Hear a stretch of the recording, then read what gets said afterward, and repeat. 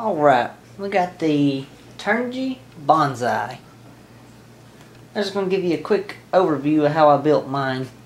I got a Power Pack F from Flite. Comes with the Emax servo, 5-gram servos, the Emax MT 2204 2300 kV motor.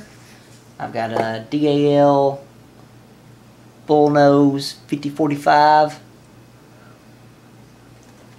and I went with RCTimer's EAGL 200 milliwatt transmitter camera combo, and it's actually a very good deal.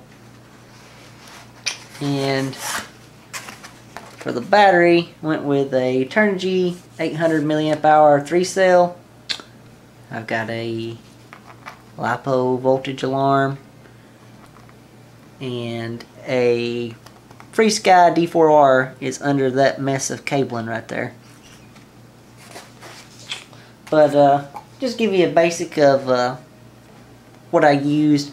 Now these little servo arms don't come with it. They give you some little cheap something that they want you to self-assemble. I mean, it's not really that hard to give a piece of wire. I don't know why they don't do that.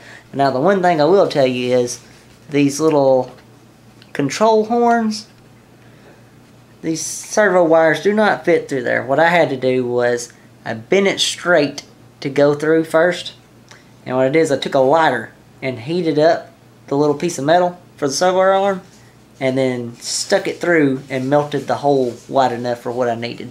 You have to be kind of careful doing that so that you don't melt the whole thing into, but it works pretty good. And these are a lot better than that little rinky-dink thing they give you. I got just a cheap Chinese antenna, $5 off Banggood. And I am flying with a Mobius on board most of the time. Now for the motor mount, it's pretty much the weak point in this thing. This thing comes completely together except for the little winglets. You just glue them on. But it already has the spars in. It's all one main body piece. And this right here is going to be the weak point. Just gobs and gobs of hot glue, if you can.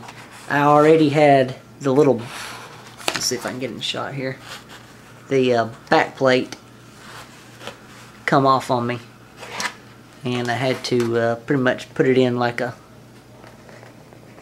jigsaw puzzle piece and glue it back. If you can see the glue in the corners, I would recommend going ahead and doing that. The first Bonsai I got had the motor mount seemed to be together a little bit better, but I still put gobs and gobs of hot glue right all in here. And then I highly recommend putting some form of either extreme packing tape or some kind of fiber tape, even duct tape. But this right here is gaffer's tape. It's very fibrous, which makes it really strong. Only weak point about it is it does get a little loose with a lot of heat. So you can get out there on a 95-degree day, like there is a lot here lately. It might seem to be a little bit slidey underneath, but it'll stay on. It won't come off. And then of course I glued the little foam bumper on. I'm not sure how much that helps, but I guess it keeps the battery from taking a direct impact.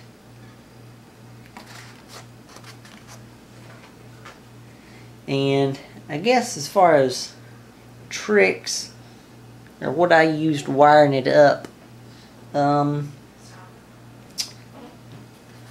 really like this little Diatone FPV camera mount. It lets me make small adjustments to the angle of it, and basically what I've done was I took the screws that come in with it and hot glued holes and poked them down through here and into the EPP foam, which makes it keep it from flying off. And if it does fly off, I have a a brighter color to look for in the grass than just black, little black camera.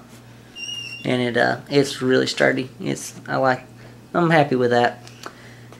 Now the battery is a little bit heavier because I think a 2-cell is recommended, but I went with a 3-cell, and it makes it a little bit heavy.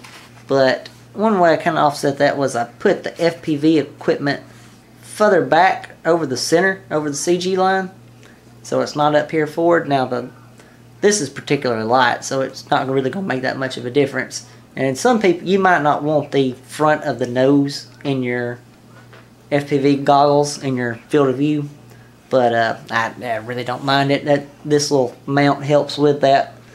But the main trick I would say is it's a very light wing, so it's hard to get an action camera on there, even one as light as the Mobius. But if you will put it, especially if you have a 3-cell battery and you're going with as much power as this has, if you put the Mobius right beside your FPV equipment, right over the CG line, it'll make it to where the weight of the Mobius doesn't affect it, whether it's on or if you're just wanting to go and fly without it, the CG is still correct as long as you put it right over that line. And I really like that configuration, because there might be a day where you just want to go out and fly it. You're not necessarily looking to record, or you just want to go out there, take your little wing out, fly it for maybe 2 batteries or whatever at the park. And this is perfect park flyer. I mean, it's very small wing. It's very nimble.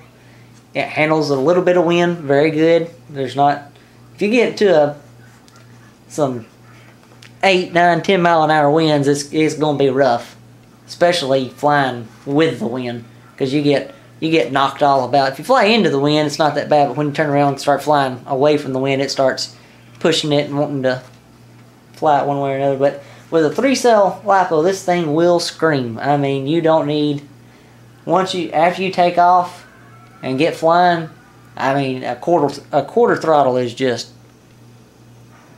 absolutely, you're still moving on the quarter throttle, especially if you're at a place like a park where there's not a whole lot of room to fly.